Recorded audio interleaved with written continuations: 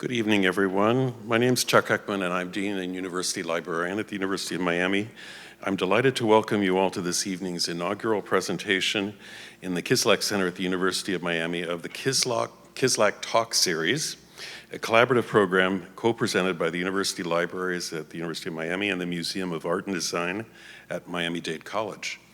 Today's presentation will feature an engaging conversation with Dr. Miguel Valerio and Dr. Daniel Arbino about Dr. Valerio's recent book, Sovereign Joy, Afro-Mexican Kings and Queens, 1539 through 1640. In this book, Dr. Valerio explores the performance of festive Black kings and queens among Afro-Mexicans during that time period. Thank you for joining us for this very special occasion. Today's event originates from the Kislak Center at the University of Miami on the Coral Gables campus. The University of Miami acknowledges the ancestral and traditional territories of the Seminole Tribe of Florida, the Council of the Original Miccosukee Seminole Nation Aboriginal Peoples, and the Miccosukee Tribe of Indians of Florida, who are the original owners and custodians of the land on which we stand and learn. The Kislak Center at the University of Miami is home to two of our distinctive collections, Special Collections and University Archives. These distinctive collections are open to the public, and their year-round virtual and in-person outreach efforts have expanded the library's role as a place for the community to regularly engage in a dialogue about the history and heritage of South Florida, Haiti, Cuba, the Caribbean, and South America and beyond. I hope you've had a chance during this evening's reception to peruse the exhibits on display in the Kislak Center. The first one, curated from the extensive holdings of Special Collections with materials on loan, The Legacy of Sophia Imber, uses personal photographs, correspondence, and other materials to commemorate the 100th anniversary of her birth and showcase her impressive accomplishments in journalism and the promotion of art. And second, on the other side of the room, Eye on the U, the library's contribution to this month's centennial event at the University of Miami. Curated by the University Archives, the installation celebrates 100 years of forward motion, turning challenge into opportunity and vision into reality. While on campus, I encourage you to visit the distinctive collections exhibits that are ongoing at the Richter Library, the gallery at the Kislak Center, the Cuban Heritage Collection, and the Taylor Family Breezeway in the Dooley Memorial Building. I do want to take a moment to express gratitude to all of those who've made this event possible. Thank you to our distinguished speakers and all guests in attendance this evening, including our presenters, Dr. Miguel Valerio and Dr. Daniel Arbino. I would like to take just a brief moment to extend my congratulations to Daniel, who serves as the J.I. Kislak Chair and Curator for Special Collections, on his recent election to membership in the prestigious American Antiquarian Society, a national research library and community of learners dedicated to discovering and sharing a deeper understanding of the American past. Please join me in congratulating Daniel on this remarkable achievement. Sorry to put you on the spot, Daniel. I would like to recognize the Museum of Art and Design at Miami-Dade College for co-sponsoring the Kislak Talks. Please stay tuned for updates and future event announcement for this series. Thanks to the staff of the many university libraries and IT departments who make these events possible, including building services, client systems, community relations and events, special collections, and creative. And now it's my great pleasure to introduce Dr. Amy Galpin, Executive Director and Chief Curator of the Museum of Art and Design at Miami-Dade College. By happy coincidence, Drs. Arbino and Galpin were appointed within the same 3-month window of each other between December 2023 and February 2024. We are looking forward to a sustained, active collaboration around the Kislak collection and its themes. So please join me in welcoming Dr. Galpin to the stage.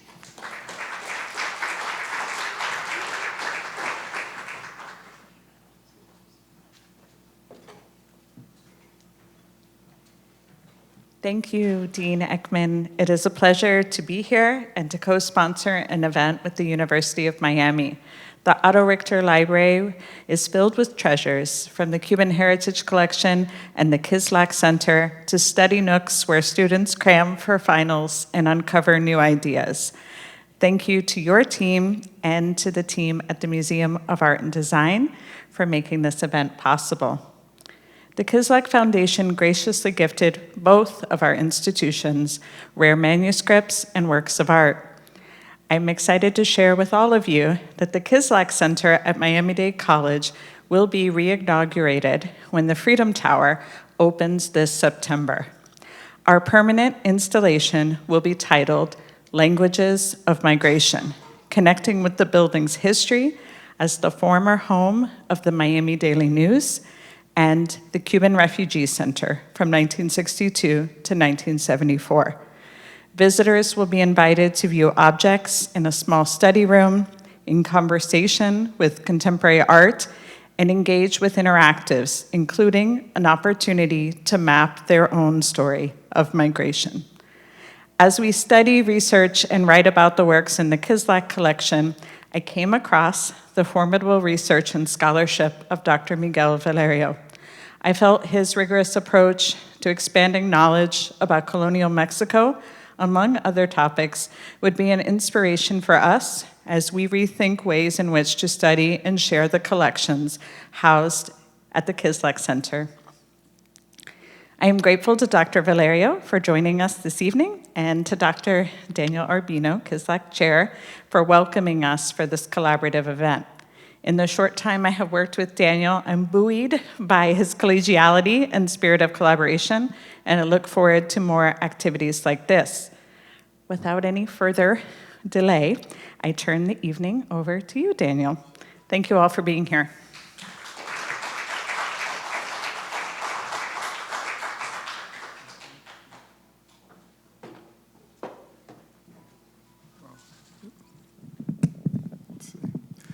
I'll probably delay it just a little bit because I have some opening remarks too, and then we'll get this started. So I wanted to wish everyone a great evening. Welcome to the Kislak Center, and thank you so much for attending this event. If you were here yesterday, many of us are still on an adrenaline kick from yesterday's centennial celebrations. So a happy 100 years to the University of Miami. And I can't help but think what better way to usher in the next 100 years than with a collaboration between the University of Miami and Miami-Dade College. I'm very grateful to Amy Galpin for the kind words, for really kickstarting this idea several months ago. So it's just been a real delight to work with you. And I also want to thank the creative team and the events team for making this happen as well. There's a lot that goes into a show like this, so I'm very grateful. If this is your first time here, or if you are a frequent visitor, I hope you will feel welcome at the Kislak Center, which is the home to Special Collections University Archives and the Kislak Collection. This space and the people that work here are available to facilitate your research, and that's a responsibility that we take very seriously. The University of Miami prides itself on being a hemispheric institution, and I can't think of a better example than tonight's talk. We will focus mostly on the Black diaspora in Mexico, but if the conversation takes us there, because your book does, we will have the opportunities to touch on Brazil, Peru, and the Rio de la Plata region as well. So there truly is a wide breadth of subject matter to cover in the allotted time that we have. We're doing about 100 years as well. So that's why without further ado, now I am going to introduce tonight's guest, which is Miguel A. Valerio, who is an associate professor of Spanish and Portuguese in the School of Languages, Literatures, and Cultures at the University of Maryland. He is a scholar of the African diaspora in the Iberian world. His research has focused on Black lay Catholic brotherhoods, or confraternities, and Afro-Creole festive practices in colonial Latin America, especially Mexico and Brazil. He's the author of the multi-award-winning and widely reviewed Sovereign Joy, Afro-Mexican Kings and Queens, 1539 to 1640, which we'll be discussing tonight. Published in 2022 by Cambridge Press, winner of the Howard F. Klein Book Prize in Mexican History, Latin American Studies Association 2024, the Alfred B. Thomas Book Award, Southeastern Council of Latin American Studies 2023, honorable mention of the International Latino Book Prize 2024. Wow. Also the co-editor of Indigenous and Black Confraternities in Colonial Latin America, Negotiating Status Through Religious Practices, and Mapping Diversity in Latin America, Race and Ethnicity from Colonial Times to the Present. Currently, he is working on his second book project, Irmandade, Black Placemaking in Colonial Brazil, which is under contract with Cambridge. I could keep going on. His research has appeared in multiple academic journals, including Slavery and Abolition, Colonial Latin American Review, The Americas, the Journal of Festive Studies, and Latin American Research Review. So I'm sharing the stage with a very heralded scholar tonight, and I'm really happy to welcome him up on the stage, and we'll discuss this book.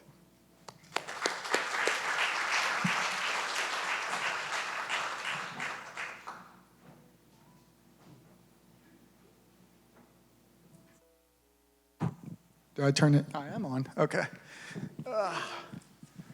Well, the lights are a little bit brighter up here than over there, I think, or warmer anyway. But how are you doing tonight?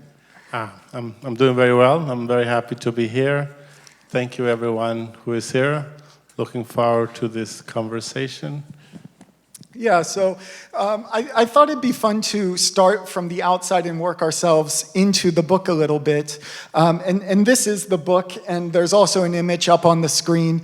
And since we started promoting this talk, the question that I got time and time again is, what is the book cover? What is this image on the book cover? And so I thought that'd be a good place to start. I'm a librarian, so I'm not supposed to judge a book by its cover, but I am. And could you tell us a little bit about this phenomenal image? Yes, thank you for that question, and I hope people judge it by the cover. So this is the only image in the book by a black artist, José Teófilo de Jesus, who is a late 18th century artist from Brazil. He was a mulatto. He was trained by who was at that time the most important artist in Bahia, Salvador, Brazil. This is from a series, so this is the neoclassical turn in painting. It's from a series of the four continents, allegory of the four continents. And this is Africa. And as I think the first time I saw this image, when I went to do research in Brazil or something, I knew this was going to be the cover of the book. Because I'm dealing with 300 years earlier, Right. but there is a performance in Mexico City in 1610 that I discuss in the book that is just this. So if you know Mexico City, El Zócalo, today, back then it was Plaza Mayor. So 1610, Mexico City is celebrating the beatification of Ignatius of Loyola.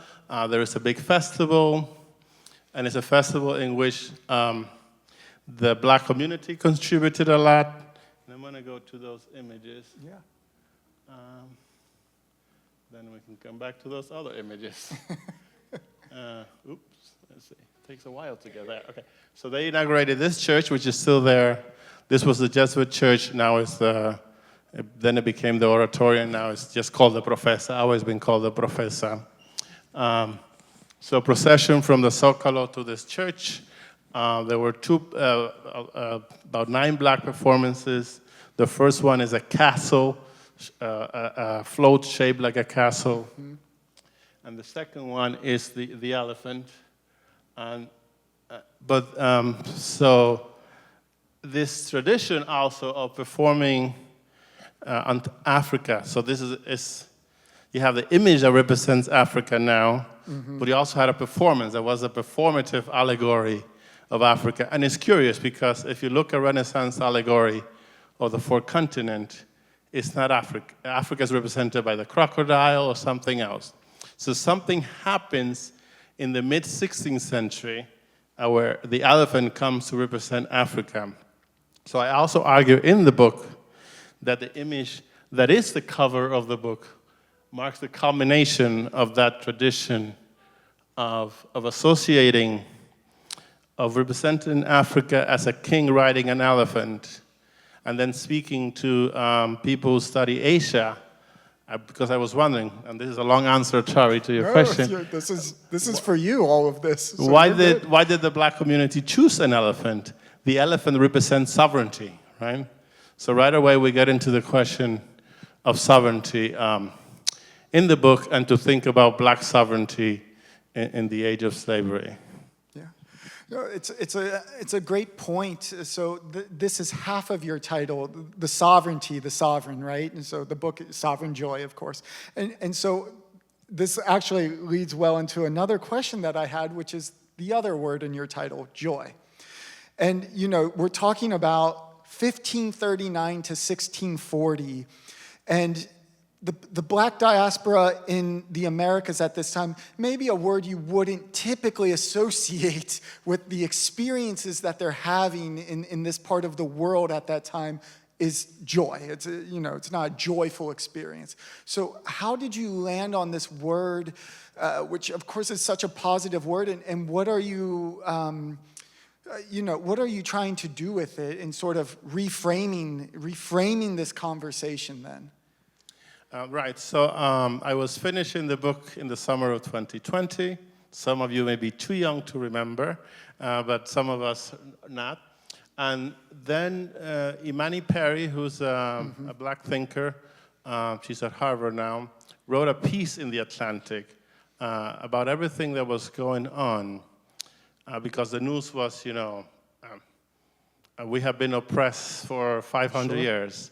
But she wrote a reminder that the black experience also has joy, and that joy is central to the black experience. So she talked about defiant joy. And although I have been working on that book for 7 years, it took me reading that piece to realize that I was reading about joy, that I was looking at joy. And then the title itself, I love Bad Translator, because it's a bad translation of a phrase from St. Augustine. In his confession, he says, "Oh, you, oh God, you are my," in Latin is suprema suavitas. And that gets translated different way. But this was a Christian pastor who was translating St. Augustine for whatever purpose he was doing in his book. And he translated as sovereign joy. So I stole the title. I stole the title, but I thought it spoke to. But also, the danger is to say that I'm equating the black experience to joy. No, that's not what I'm doing. Naturally, of course. Sure. Chapter 2 of the book deals with the horrors of the past. And let me see if I can get to that image. Where did I put it? There it is.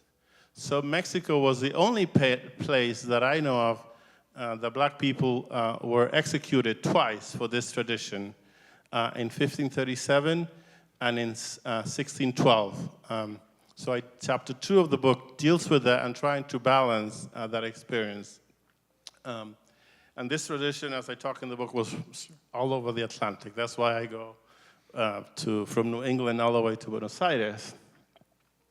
But the point is that there are two ways of looking at black history, right? From above, from what has been done to us, or what has been tried to be done to us, and then how we live our world, right? And looking at these festivals, they seem to me genuine expression of black joy that have political implications, right? Because they're performing with a king and queen and a whole entourage. And when they did it, so the book focuses mostly when they did it in public festivals. This is when they did it outside of public festivals. They got in trouble, and it was because of the political significance. Sure. And also, I used the book radical in the book, and someone didn't like it, but one reviewer didn't like it. But I think it's very radical to behave in this way, right, in this world, and that joy and black sovereignty are radical in a world that is designed to deny just joy black being as a whole. Yeah, sure. Yeah, I agree. It's a great point. So let's back up a little bit and talk about these celebrations, because that's really, that's where the joy in many ways is focused on. There are these moments in the book where there's, it's contested joy in moments, and there's other moments where I don't want to say it's unbridled, but there's opportunities to dance, to bring forth music, to have kings and queens be honored in these festivities. So let's back up a little bit and talk about how these practices and traditions sort of start out in the Americas. And maybe we should even, if you don't mind, sort of start with the term confraternity and what that is. Because I'm not a very religious person, it was, I kind of knew, but it could be helpful to hear it from you anyway. Mm-hmm. And so, how can we think about a confraternity? And maybe, is it different when we start thinking about the Black diaspora using a confraternity? So confraternity, which naturally is unfamiliar to most people living in the US because we don't have them anymore except for Brazil and Spain. If you see Semana Santa in Spain, the people with hoods, those are confraternities. So in the early modern world, from the time Columbus sailed the Blue Sea to 1820, if you will, something like that, in the Catholic world, and that would be Latin America and wherever France was, people who were not priests or nuns, the only way to organize as a corporate group was to form a confraternity. So everybody did it. Europeans did it, indigenous people did it, and black people did it. So when I started this project, I had no interest in becoming a scholar of a religious institution. But I discovered that these festivals were staged by confraternities. So I had to understand, what are these institutions? And it turns out that especially for the black experience, and especially for the indigenous experience, and poor people in general, because elite Europeans use them for what elite Europeans want to do. But poor people, which includes poor Europeans, black people, indigenous people, use them to form what I call safety nets. And for black people, this was the only safety net they had.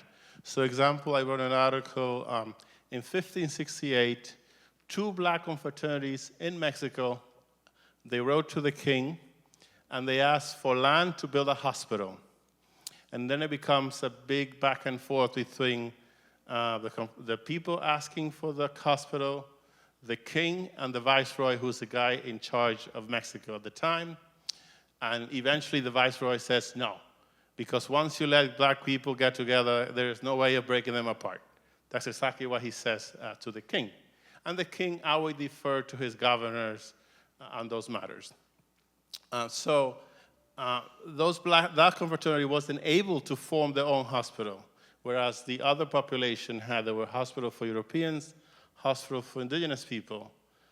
So for the black confraternities, they were able to take care of people in the indigenous hospital, right? So they took care of people when they got sick. They provided burial. So the one that did one of the performances that I studied, the castle, which is a long text, which is, here we go again. So this one was done by the confraternity that does the burial.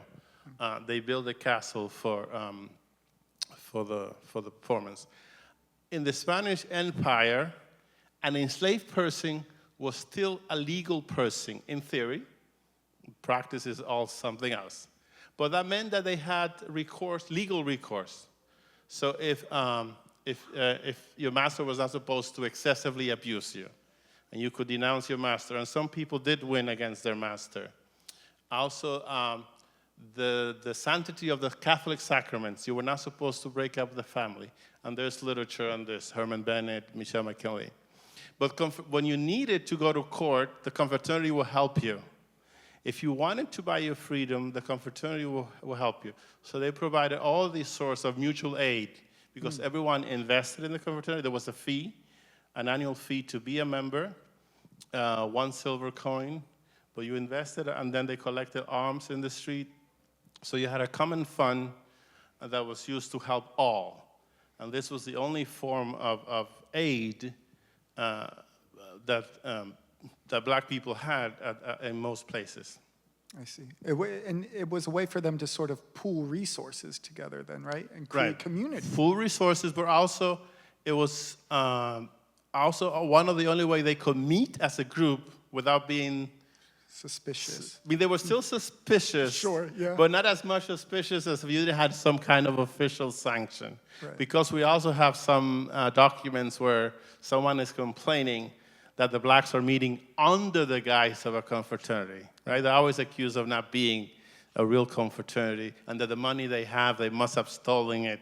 So all those kinds of things. And these confraternities that we see popping up in Mexico, it's because, if I understand correctly, they start in Spain, with black populations in Spain, right? So, and they bring it over to the Americas with them, is that right? Yeah, so the first one was founded in Barcelona, of all places, in 1445.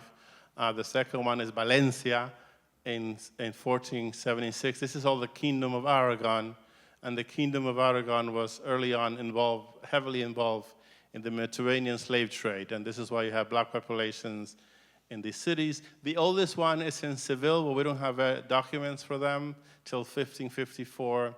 But there were 3 in Seville by the 16th century. There is, by the 16th century, there's like 10 in Lisbon. Wow. And then the argument is that they bring it over. So this is someone else, this work, but then I found records to show this one that says no record. I found record for that one. And then San Ildefonso. So I found all the records reading those documents that most people can't read from the 16th century. Wow. It shows, just seeing the amount of confraternities up there, and this is just in Mexico City, right? This is just Mexico So City. we're seeing similar things happen in Peru, Brazil. Yeah, so Lima had about 12. The whole of New Spain, which would have been from Oregon to the Panama Canal, had 59, more or less, documented. Wow. Brazil had 265, of course, because Brazil had the largest black population, still do. But because this was the only way that black people could organize, socialize, maintain African practices, and adapt them to the new reality, they were very common. I think, you mentioned this in one of your answers, that you weren't expecting to have to sort of master Catholic institutions like confraternities when you started this research. But, I'm always interested, how did you get started with this project? What attracted you to it? Yes, thank you for the question. So up to that point, I was studying avant-garde poetry. I had been taken out of the Dominican Republic when I was 10, taken to a U.S.-speaking island, the Virgin Islands. So in school, everything was in English. And I do remember falling in love with poetry when they taught us Robert Frost, Austin Hughes. And then I got to New York, and I discovered Latin American literature. And I discovered poetry, Huidobro, Vallejo, Neruda, Octavio Paz, all people. And so at that time, I'm going to tell you my life story very quickly. At that time, I was in the seminary, but then I was doing a lot of Spanish classes, and I was the most enthusiastic guy in Spanish class. So the teachers were, when I was a senior, why don't you do a master with us? Because if you have a master program, you want student, and you want this guy who's very enthusiastic. And I was like, no, I'm in the seminary. I have a path already set out for me. But it turns out that was not my path. So a few months later, I quit the seminary, and what do I do now with my life? Well, those people told me I could do a master's. So I went and did a master's, and then when I was doing a master, I realized if I wanted to make somewhat of a living in this business, I had to do a PhD. Right. And long story short, so I went to Ohio State. I was living in New York at the time. I didn't want to leave New York, but going to Ohio was the best thing that happened to me because I went to Ohio State, ended up taking a lot of classes in colonial literature, which I had never done before. Sure. And I still don't know how I ended up taking so many classes in colonial literature. And then my advisor, Lisa Voy, was writing a book about colonial festivals in colonial mining town. So Potosí and Ouro Preto, Minas Gerais, and Mariana. And then she taught a seminar called Colonial Cities and Festivals. And then we're reading Bernal del Castillo, the description of the arrival of the Spanish in Tenochtitlan, Mexico City. But then what nobody ever read when they read Bernal del Castillo, chapter 201, the description of the first big festival in Mexico City, which has this. Well, here is in my English. If I get back to it, these PowerPoints tend to be heavy with images. So this is what's in there. So I'm reading for class, and I come across this. I have never seen anything like this. So let me go back to the one I highlighted, all the elements. So all these elements, he's describing this big festival, two-day festival in Mexico City in 1539 to celebrate a Spanish victory in war. And on the first day, there is a battle, and then there is, more than 50 black men and women with their king and queen, con su rey, reina. And like, what is this? And it so happened that my advisor she had come across these watercolors in Brazil. So she says, well, I think this is a tradition that is very common in Brazil. You should do some research. And here I am. So I found out that this was a tradition widespread throughout the Atlantic. So there's a book called Black Yankees, I think it's called, which is about blacks in colonial New England, with a chapter about a governor for a day, but that included kings in Boston, in New York. There's a book about kings in New York and also in New Orleans. Of course, just to mention the U.S. because we're in the U.S. Right. But if you read the book, they're in Peru, they're in Buenos Aires, they're everywhere. These are from, this was a guy who was traveling the world for the Portuguese Empire, and he saw these in Rio de Janeiro. But the important thing about this book is not only uncovering this part of Mexican history, is that no one has studied this tradition in Mexico, and that the Mexican textual example are the earliest we have. So we have 1539. The book was written 30 years later. Yeah. And then we have 1610, 1609, 1612, and 1640. And it's also very weird because in Mexico, it ends in 1640. I haven't found any mention after 1640. Sure. So that's the mystery with which I end the book, and which haunts me to this day.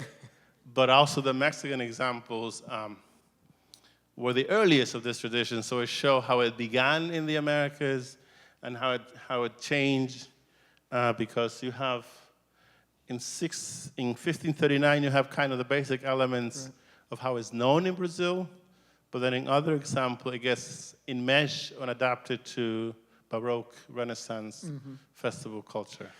Just out of curiosity, was this Bernal Diaz was La Historia Verdadera? Yeah. So, okay, so some of you will know this book. If you've ever taken like a Latin American history class, this is the book that you read, right? And he was a soldier in Hernán Cortés's army. Cortés is, of course, the conquistador who eventually topples Tenochtitlan and the Aztecs and renames it New Spain, right? And it eventually becomes Mexico City. So Bernal Diaz wrote his own version of the events because he disagreed with Cortés's version. Cortés's version tends to be, all the stuff that did... With another guy, Gómora. Yeah, that's right. Yeah, that's right. And so, when Cortés was really kind of like, when things were going well, it was because of him, but when things were going poorly, it was because of his soldiers. So Bernal Diaz wrote his own version. I venture to say most people, what chapter is this on? 201. Yeah. In most, it's not in any English translation. Right. Yeah, I think someone told me there was one done by, is it Percival, that English guy? Uh-huh. I can't think of his last name, It's though. an 19th century English guy. I think he translated that chapter, but no modern translation goes that far, because the last chapters are about what happens after the Spanish take over. Exactly.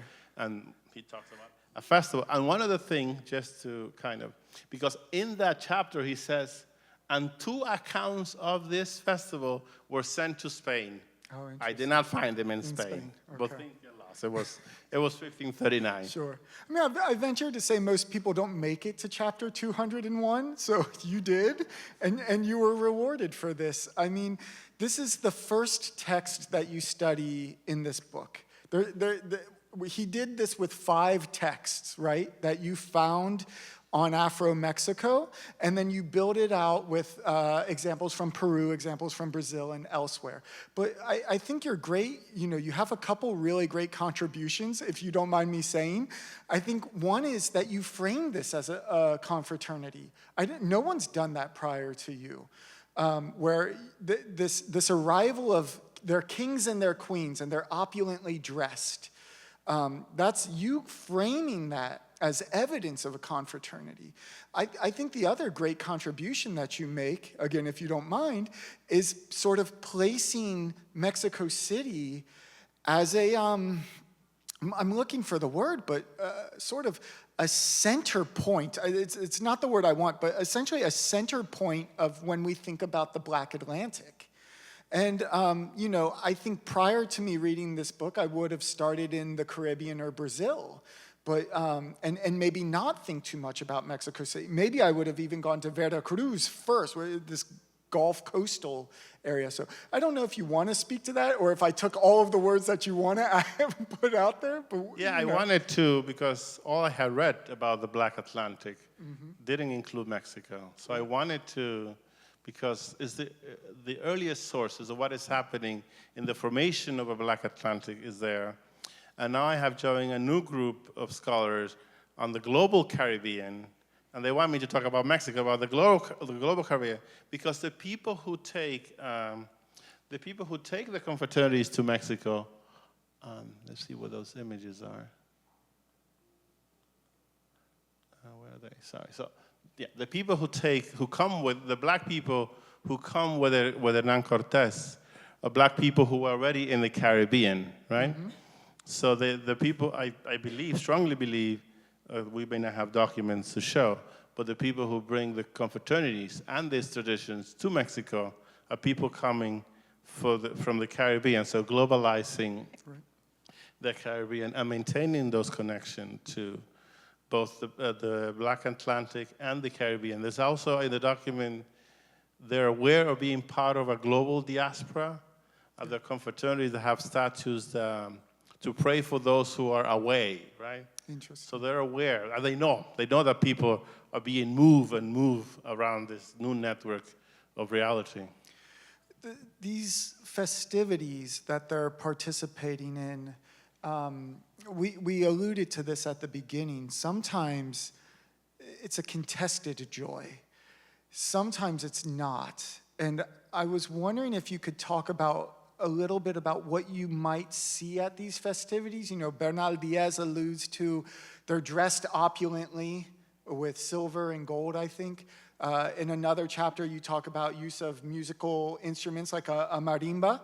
But could you talk a little bit about what folks might have seen at these festivities, these events, these celebrations, and why there were moments they were contested, and why there were, you know, the conditions were right sometimes for it to happen without a hitch? Right, and so one of the puzzle for me was you have the documents where people get accused of electing a king and a queen. I'm going to quote from the text here. Rape all the beautiful Spanish women, kill all the ugly and old ones, enslave the indigenous people, kill all the Spaniards. So this is a constant fear, right? Because if we look at the population, the Spanish population is less than 2%, and the black population, this is Mexico City, is about 7%. The indigenous population, forget about it, they're the rest, right? But the Spanish are a tiny population, and they're always, whenever they express this fear, right, they're afraid of the black population, and that's the thing that kind of helps explain it, that the documents that complain about the black performances are coming from authority. They're coming from judges, from the viceroy, from city council person. They're not coming from common people. And a wonderful phrase that comes from a common person, he was not so common, he was an indigenous nobleman, Domingo Chimalpain.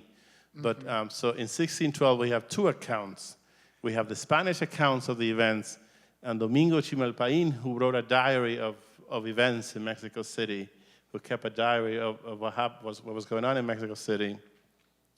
When he writes about 1612, the accusation that the blacks were planning to elect a royal court to kill all the Spaniards and all of that, and take over the land. This is what they're afraid, at least what they say in the document. They're going to take over the land. Domingo Chimalpain says at the end of his account, and we, the Indios, were laughing at how the Spanish were undone by their fear, right? And it's in the epigraph to chapter 2, if I can find it. They had a total anxiety, the Spaniards were totally anxious about this. Did you find it? I don't think, yeah, I see it. Colonial psychosis. It says, and all the different groups of ecclesiastics who live in Mexico City were just laughing. They were not frightened by what they were hearing about all the different kinds of news of war concerning the blacks.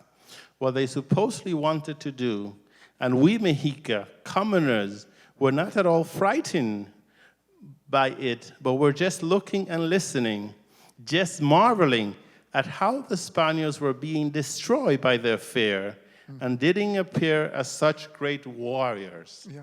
Right. So he knows that this comes from what in the book I call it colonial psychosis, because they're it's to the level of psychosis, because they keep going on about it, how the black population is a great threat to the colonial project, which the colonial project was always in theaters, right? It was always falling apart. Right, and it totally subverts the authority that they have, because you have this indigenous population watching it and seeing them come undone. I mean, it was a total anxiety that the Spaniards had about this black population, so much to the point where, you know, the use of terms like black kings and queens, they viewed it as, in certain moments, they viewed it as a threat to their power, right? Right, and then the paradox is that the festivals that I study are festivals put together by the same authority, who invite the black population to celebrate, and the black population always chooses to celebrate, most often, chooses to celebrate, include a king and a queen. So are they giving them the middle finger? What are they doing, right? Well, I argue that they're negotiating, right? They're negotiating their status in this world, and they're saying, well, look at this. This is not as pernicious as you think it is, right? This is just our festival tradition. But because of that fear and because of that imbalance, it had that great political implication. They're signaling to the colonial government, hey, we're not a threat, but at the same time, they're enjoying a certain moment of autonomy, right, of sovereign joy, right? And so they're able to enact some agency in that moment, to have elected kings and queens within the group, which changes over time, if I remember from, you know, it becomes very like a Creole, a person born in the Americas by the end, but it might start as someone born in Spain or Africa. And so they're enacting agency and also at the same time sort of adjusting to life in the Americas, right? Yeah, so in chapter 4 is really a clear performance, and the others are also that the Afro-Mexican want to say to the powers that be that they belong to the body politics as much as everyone else, right? So that's one of the angles of the performance, the dialogue they're trying to have. We're good citizens. We're here. We're part of this world. Accept us. Right. And this was, the kings were specifically targeted, at least, in the chapter that you showed. But I also want to give thought, and you do this in chapter 4, about the queens and women in these confraternities. Because I guess when I think of the word fraternity, I think of fraternal, which, brotherly, But here you have women playing a very major role in these confraternities as well. So would you mind talking to us a little bit about that? Yes, so thank you very much. And so I'll go back to 1739, then we'll get back to these. Because what happens in the 1739 text is the last line. And the women were breastfeeding their little children, and then they say they pay homage to the queen. So this was for me, how do I read these lines, right? Well, the line about black women breastfeeding their own little children, I just did something about motherhood and slavery. And you don't find this phrase again, because what you find is black women breastfeeding the children of their enslavers, not their own little children. So this is a significant site of kingship, right? Early on in Mexico City. And then the pay homage to the queen, I had to do a retrofitting. Sure. Because this practice is still done in Panama to a certain extent. It's being changed by the demands of tourism. But in the way it's done in Panama, the king doesn't speak. The king just sits there, and the queen gives the order. And the tradition in Panama is very well connected to this tradition. And then the other element is, when this guy painted in Brazil, he painted the king twice. Once with the queen and once by himself, but then he did two more of queens. And there are many ways of looking into this. My idea is that he was in Rio de Janeiro on the first Sunday in October, and this is what he would have seen. Because the confraternity in Brazil, they celebrate the coronation on the first Sunday in October, and then they go out in the street. He would have seen this, but we know just from the general picture of the black experience, the women, they're afforded more relative freedom. So the black male body is feared more. Women were used to run errands, so black women had a little more freedom of movement. Free black women sold food stuff and other stuff in the streets and markets of Mexico City, Lima, anywhere you want. So women had, because they had that more relative freedom, they had an opportunity to have more leadership in the confraternities. There is one in Mexico City that we think was only for women. And then there's some of those in Brazil. And then the last performance that I study in the book is only women. It's 1640, it's a 1640 thing. The images are heavy because these are high quality images for the book. If it goes there. And it's the only printed source I study that was printed in its day. I'm in literature, that means something. Right. But it's 12 women who perform for the incoming viceroy in the viceregal palace, in the throne room. So they have now moved to the center of power, if this moves with me. And so I argue in accordance from the language also in the text that they're chosen to represent, this is still there, it's the residence and office of the President of Mexico. And it's this huge building which has those famous Diego Rivera murals. And this room has been changed a lot. It's now called the Ambassador's Room. And this is the text, so it was printed in its day. They reenact the story of the Queen of Sheba visiting Solomon, but it's reversed because the one who's coming is the viceroy. There are lots of elements. They use tarjas, which are these things with words. And there's also this exchanging of gifts, right? The symbolic of changing the gifts.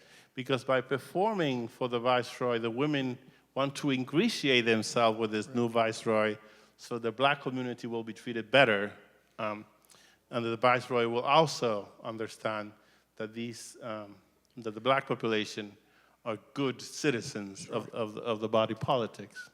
It's such a nuanced performance in the sense that the Queen of Sheba is portrayed biblically as both sensual, but like with a lot of knowledge too, right? And she uses that knowledge to her advantage. And so it's a great sort of adaptation and appropriation of this. Yeah, and then the women use a lot of their knowledge. So this is the Iga. I don't know, jet hand, but it's similar to the Black Power symbol. It might have its origin there. But this has become very common in Spain as a talisman against the evil eye. Yep. But it was originally an African symbol of fertility. It's supposed to be a penis penetrating a vagina. Okay. That's what it is. So the women are using this double knowledge, right? Mm-hmm. The African knowledge and the European knowledge to speak this transcultural language to the viceroy. So also, this is a talisman. This is supposed to be superstition. This is not official religion, but they offer it to the viceroy. They say, here is this Iga to protect you against the evil eye. Mm-hmm. It didn't work because this guy was kicked out because he had a powerful enemy. Right. But they try. And the most important element of the performance is this. There's a moment where the image that they use draws on all these elements of Aztec symbols, yeah, Guadalupe, and imperial symbols, right? So the women are roses that the sun is looking over, illuminated by the sun, and then there's an eagle. So the eagle is the Spanish Empire. But earlier in the text, the viceroy is the sun that penetrates their cloud. So there's also very, very erotic text. But also the eagle is also the Aztec. So in my reading, here they're saying, we are Afro-Mexicans. Right. We are Mexicans, right? We're part of this body politics. And they're the one welcoming the viceroy to this new land. Yeah, it's such a great way to sort of finish the trajectory of the book because they, as I mentioned, they start as bringing these ideas over from the Afro-Iberian world, incorporating Central African aspects to it, which you talk quite a lot about in your book, though we haven't tonight yet. But yeah, it is sort of that moment of affirming their own identity, right, in front of the most powerful Spaniard in the Americas. This might be a good time to see if we have any questions from the audience. And I think, are we coming with a microphone maybe? Because I see one. Aha.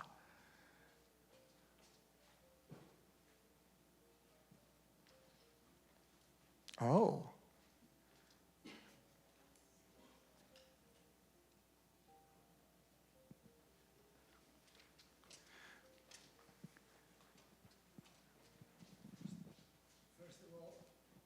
Is it on? Okay. Give it a shot. Okay. Thanks very much. As you were talking, I was trying to imagine the celebrations, the music, and then it came to mind, what sort of music? What role did the drum play? Was it a drum that was a European drum, or was it a drum that was more an African drum?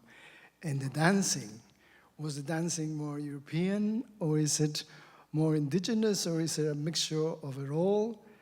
And of course, the language, was there a particular Afro-Mexican dialect, so to speak, that was different and identifiable from the,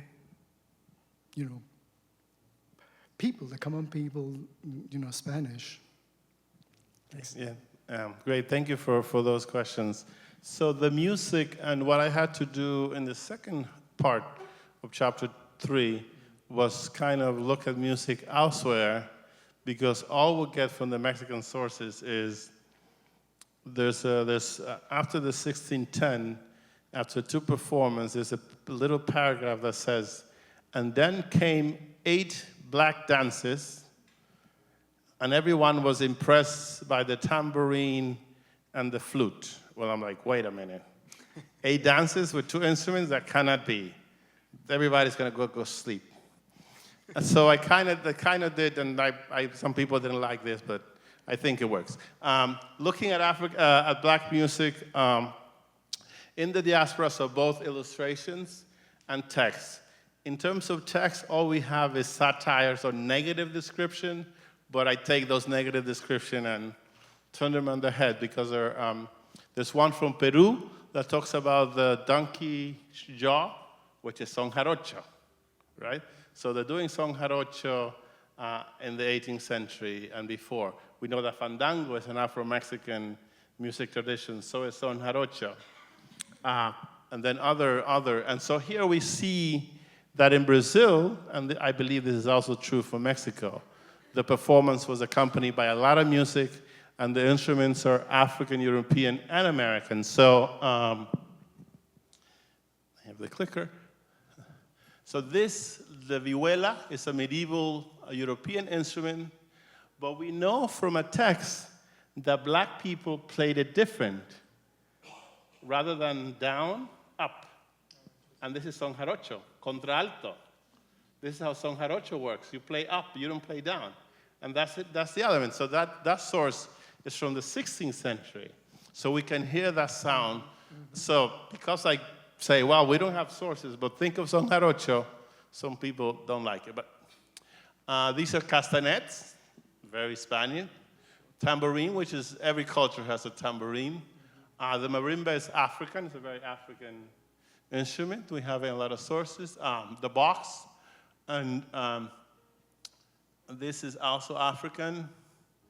And there were all sorts of drums. So this is one drum here. There's another different type of marimba. Castanets, vihuela, box, guiro. This is American. This is an American instrument, Native American instrument. There you have some wind here. So you get all kinds of music.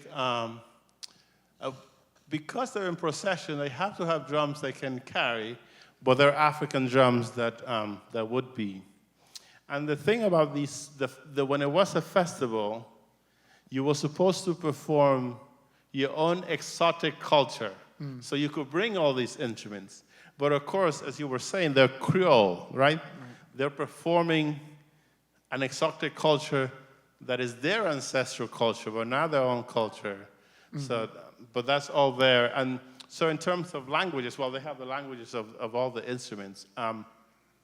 One document says that they were plotting in Angolano, so the language of Angola. There must have been more than one languages, and I'm pretty sure that these communities were multilingual.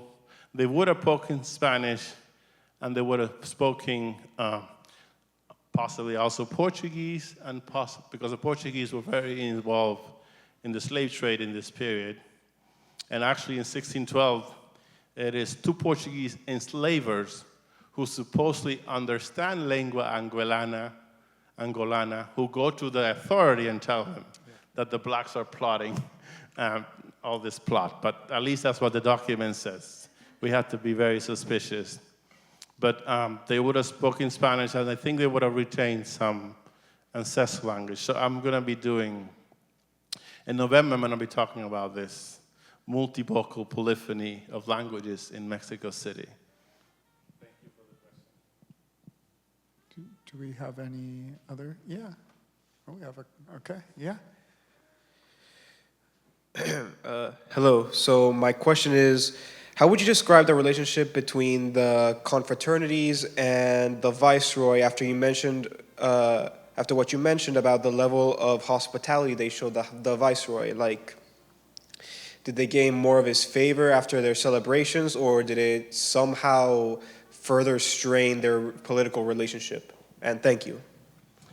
Yes, thank you for that question. So that specific viceroy, we didn't know what he did, but it would have changed from viceroy to viceroy, from bishop to bishop, from priest to priest, and from, so I wrote an article about this, which is the failed suppression of cofradías in colonial Mexico. Because there was a viceroy, and this guy just wrote so many things against the black population, Martín Enríquez, and at one point he asked the king to allow him to ban all black confraternities, and the king allowed him. But then he did this in 1579. But then 20 years later, the city council is complaining, where is that royal decree that banned all the black confraternity in the city because they are still around? What's going on? So that's what got me curious. I was reading the complaint of the city councilor. So it would change from viceroy to viceroy, from bishop. So the bishops in the 16th century were more hostile, the bishops and the viceroy, just to any form of autonomy. And that's the problem with confraternities, that they're a form of black autonomy, right? So the king favored confraternities, but then he delegated to the viceroy, who didn't favor black autonomy. So this is a problem. So the way they survived in Mexico City was by building alliance with the religious orders. So the religious orders, especially the Mendicant orders, because the church is governed by canon law, and religious order have canonical prerogative, which means that their coven is like a little kingdom. And if they choose to house a black confraternity in their monastery or convent, they can do that, and no one can tell them not to do it, except if they break, if they do something egregious. So this is one of the reasons I believe that the confraternity participated so largely in the 1610 festival, because I was building alliances with the religious orders that protected them from the bishop and the secular authorities. I saw a couple other people have some questions, if you don't mind coming forward.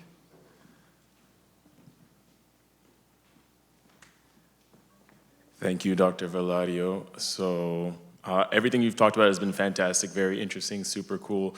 I wanted to ask you a little bit about the Afro-Atlantic. You talked about it earlier. I wanted to know if there were any particular articles, books, essays that led you to start researching about Afro-Mexican identity. Thank you for that question. So when I found that festival, it kind of threw me into the another element that I didn't tell you is I'm Dominican. I grew up Dominican. I was raised not to think of myself or not to think about my black heritage. And this project also was a project of self-discovery, right? Of that own personal heritage. But in terms of the Black Atlantic, there is the classic book by Gilroy, The Black Atlantic. And then, so the term is used a lot in people who study the British and French Empire in the Caribbean mostly. They're talking about, because Gilroy is mostly thinking, he's in the UK, he's thinking about the British Empire and its impact on slavery. So that's why I wanted it in the book, because there have been too much of a centering of the English and French empires in terms of dominating the Black Atlantic, which they do in the 18th century, or maybe not, because the Spanish colonies are still the largest geographically. But then, I mean, there are other people, John Thornton and Linda Haywood have been saying for a long time, if you want to study the Black Atlantic, you have to do the whole picture, and you have to think about the connections that are being formed between Africa, Europe, and the Americas in the 16th century. And then Herman Bennett has his latest book, African Kings, something slave. But Herman Bennett, because in that book, he's challenging people to rethink the Black Atlantic and also the encounter, because he says the argument of the book is that the moment that Europe's encounter Africa is not a dominant power imposing itself on a weak Africa. There has to be negotiation, because Africa has its kingdoms and power. So he's kind of challenging us to rethink the way we think about how Europe encounters Africa. If you write to me, I can send you the bibliography, which goes on forever. Hi, Dr. Valerio, that was fascinating. I had a question regarding the funds to basically the customs and who would cover, the confraternities, or how would those, money come for them to produce all these amazing, dresses and like, yeah, their time would be, basically, yeah, that was my question. How was it achieved economically? Yeah, so the confraternities have their funds. They have a box that has the money, and this box has 3 locks, and 3 different people have the key, so no one can open it by themselves. So they're very smart, and so everyone, to be a member, you had to pay a silver coin, a peso every year, so black people had ways of making money. A lot in Mexico, there's about, according to Herman Bennett, 12% of the black population is free in Mexico City, generally around this time. Also, even if you were enslaved so this is the question of urban slavery, because people who had enslaved people, enslaved Africans in the city, they will hire them out to a job. So you have someone is building a house, they want a worker, this is the way they built the White House, remember? The people gave their slaves to build the White House, and the masters got paid. Well, in the Spanish Empire, very often the master will give the enslaved person who did the work a coin. Just make the original idea is to keep him coming back so he doesn't use his freedom to escape, right? So this is called a jornalero, which is a term we still use today, right?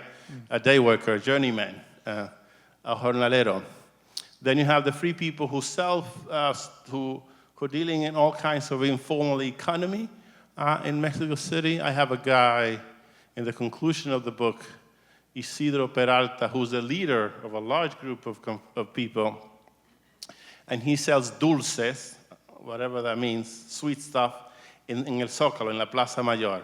So, and then they will also beg for money. So there's someone from the confraternity whose job it is to go out on Sunday and give alms. So from the higher up, the Catholic principles, charity is one of the big virtues. So if you had money, you're supposed to give some of it out. So there will be people begging for money. And then for a festival, the whole black community will bring in extra money, whatever is needed to come together. But there is, in the case of Mexico, we don't have the account records. What we do in the case of Brazil. So in the case of Brazil, that means I have spoken too long. In the case of Brazil, we have the account records. We have a lot of records. And for example, to be a king, you have to pay extra. To be a queen, to be any important person in the procession, you have to pay extra. So there's also thinking about black people who have economic power, and then the confraternity collectively that has economic power. And the book I'm writing now about Brazil, they built more than 50 churches.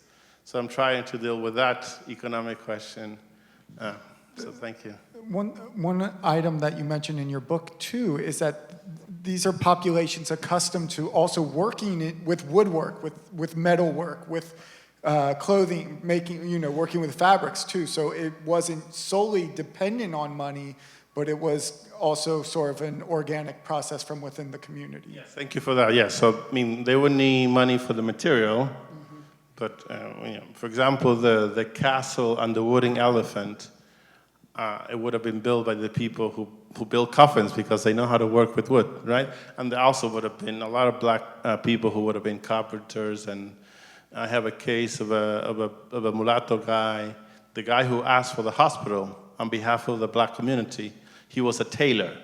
So they're also engaged in these professions, in these guilds. Yeah, no, that's why I'm here. Any other questions? Yeah. Joaquin, come on up here.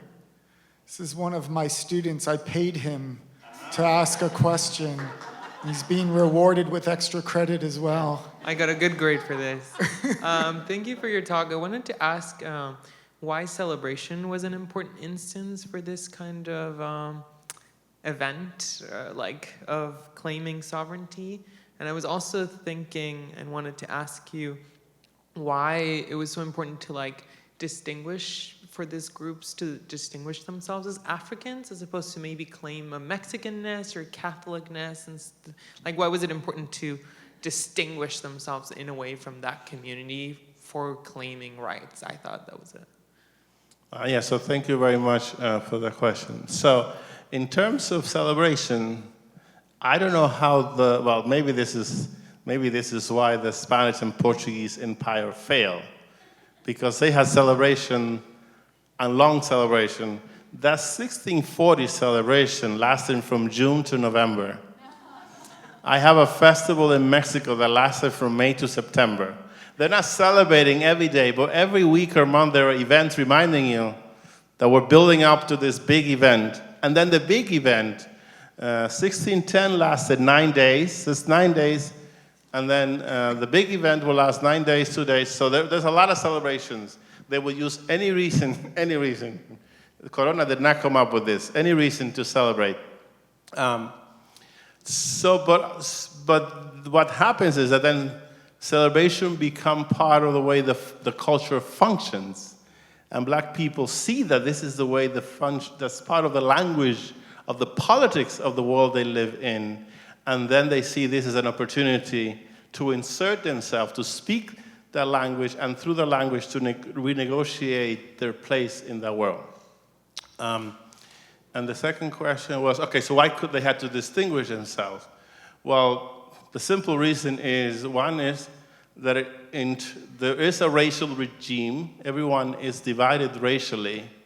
And something that I am aware of is, if you're black in the world, there is no moment in the world in which you're not allowed to not know that you're black in the world, right?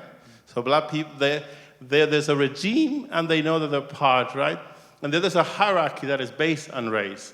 And black people are at the bottom, right? Black people are at the bottom. It's the Spaniards, and then indigenous people, and then you have hierarchy within those groups.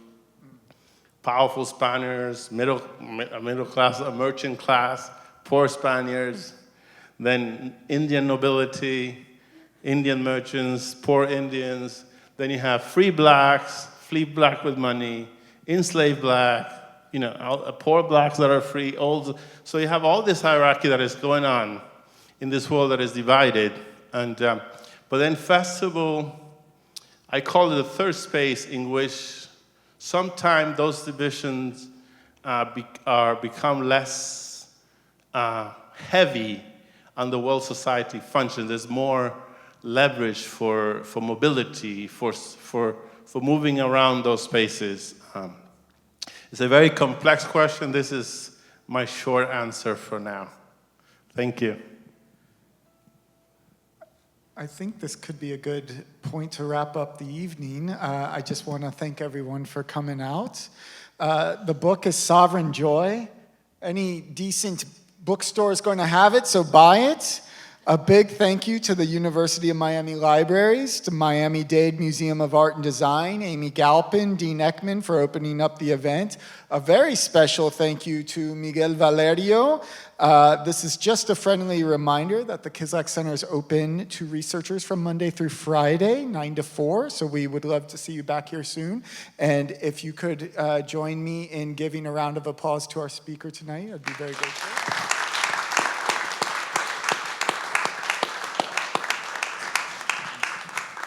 And I want to thank Danielle, Amy, and everyone for making this possible and for being here. It has been a pleasure. Thank you very much. Have a good night, everybody.